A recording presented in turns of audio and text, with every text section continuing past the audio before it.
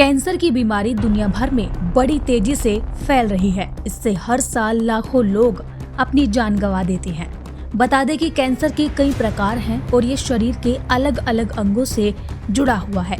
उन्हीं में से एक है फेफड़ों का कैंसर, जिसे लंग कैंसर भी कहा जाता है। NIH की रिपोर्ट की माने तो फेफड़ों के कैंसर के लिए सिगरेट पीना सबसे बड़ा कारण है। ये 10 में से 7 से अधिक मामलों के लिए जिम्मेदार है। लेकिन हाल ही में हुई एक स्टडी में चौंकाने वाला खुलासा हुआ है। स्टडी के मुताबिक कभी भी सिगरेट नहीं पीने वाले लोगों में भी फेफड़ों के कैंसर के मामले तेजी से बढ़ रहे हैं। The Lancet respiratory medicine journal की एक स्टडी में पाया गया कि धूम्रपान नहीं करने वाले लोगों में भी फेफड़ों का कैंसर तेजी से बढ़ रहा है। ये एक चिंताजनक स्थिति है, क्योंकि पहले फेफड़ों के कैंसर का मुख्य कारण धूम्रपान को ही माना जाता था। अब ऐसे में सवाल ये उठता है कि जब लोग धूम्रपान नहीं कर रहे हैं तो आखिर उनके फेफड़ों में कैंसर क्यों हो रहा है? स्टडी के मुताबिक इसका प्रमुख कारण कुछ और नहीं बल्कि वायु प्रदूषण है। ऐसे में नई दिल्ली में स्थित PSRI अस्पताल में वरिष्ठ कंसल्टेंट हेमेटोलॉजिस्ट और ऑन्कोलॉजिस्ट डॉक्टर अमित उपाध्याय बता रहे हैं कि आखिर प्रदूषण से फेफड़ों का कैंसर कैसे होता है, इसके लक्षण क्या है, किन लोगों को ये बीमारी होने की संभावना ज्यादा है और इससे बचाव कैसे करना चाहिए। विश्व स्वास्थ्य संगठन की अंतर्राष्ट्रीय कैंसर अनुसंधान एजेंसी सहित अन्य संगठनों के शोधकर्ताओं ने राष्ट्रीय स्तर पर फेफड़ों के कैंसर के मामले का अनुमान लगाने के लिए ग्लोबल कैंसर ऑब्जर्वेटरी डेटा का विश्लेषण किया। शोधकर्ताओं के मुताबिक एडेनोकार्सिनोमा यानी ऐसा कैंसर जो बलगम और पाचन में मदद करने वाले तरल पदार्थ उत्पन्न करने वाली ग्रंथियों में शुरू होता है, जो पुरुष और महिलाओं में प्रमुख रूप से पाया जाता है। इस सर्वे में दुनिया भर में कभी धूम्रपान नहीं करने वाले फेफड़ों के कैंसर के 53 से 70% मामले पाए गए। शोधकर्ताओं ने लिखा, विश्व भर के कई देशों में धूम्रपान का प्रचलन कम होता जा रहा है, लेकिन इसके बाद भी कभी धूम्रपान नहीं करने वाले लोगों में फेफड़ों के कैंसर का अनुपात बढ़ रहा है।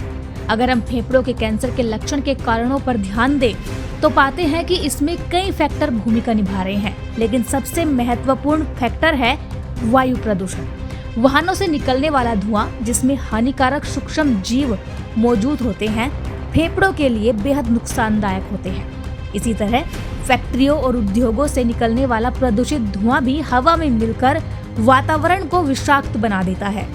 ये सूक्ष्म कण जब हम सांस के जरिए अंदर लेते हैं तो ये फेफड़ों की सतह को नुकसान पहुंचाते हैं और गहराई तक जाकर तो फेफड़ों के टिश्यू को प्रभावित करते हैं। इसके अलावा कुछ हानिकारक रसायन जैसे कि रेडोन गैस और बेंजीन आधारित केमिकल्स भी फेफड़ों के कैंसर के जोखिम को बढ़ाते हैं।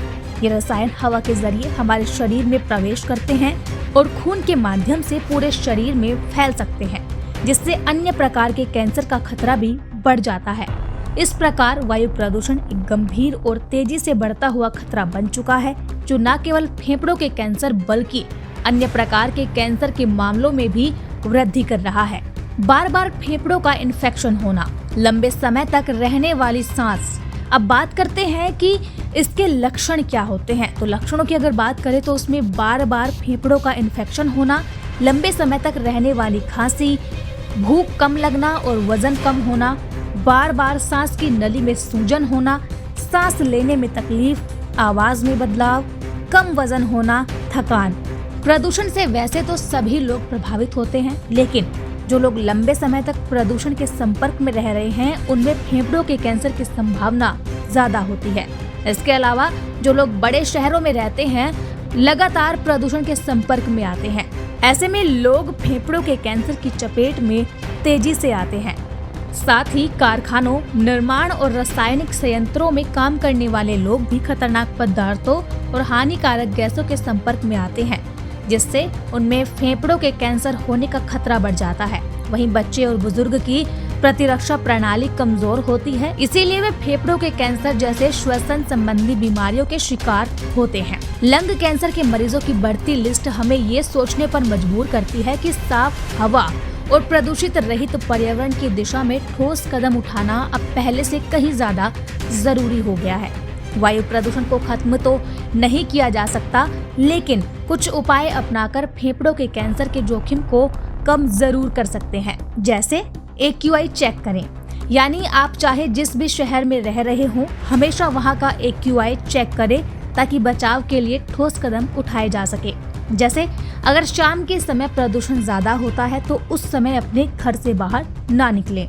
एयर प्यूरीफायर का इस्तेमाल, यानी अपने घर में अच्छी गुणवत्ता वाले एयर प्यूरीफायर का इस्तेमाल करें। एयर प्यूरीफायर घर की हवा से प्रदूषण को निकालकर फ्रेश एयर देता है। मास्क पहने, जहां आप रह रहे हैं अगर वहां प्रदूषण ज्यादा है तो जब भी बाहर जाएं N95 और अच्छी क्वालिटी वाले मास्क पहनकर ही जाएं। मास्क हवा में मौजूद छोटे कणों को रोकते हैं, जिससे हानिकारक प्रदूषण तत्वों का प्रवेश कम होता है। अच्छा खाना खाएं, अपनी डाइट में फाइबर और एंटीऑक्सीडेंट से भरपूर खाद्य पदार्थ का सेवन करें। ये खाद्य पदार्थ लोगों के शरीर में उत्पन्न होने वाले ऑक्सीडेटिव तनाव से लड़ने में मदद करते हैं। वार्षिक जांच कराएं, यानी ऑन्कोलॉजिस्ट द्वारा वार्षिक जांच के माध्यम से कैंसर का शीघ्र पता लगाने के लिए उच्च जोखिम वाले लोगों को नैदानिक मानकों के अनुसार अधिक प्रभावी उपचार प्राप्त करने में मदद मिलती है।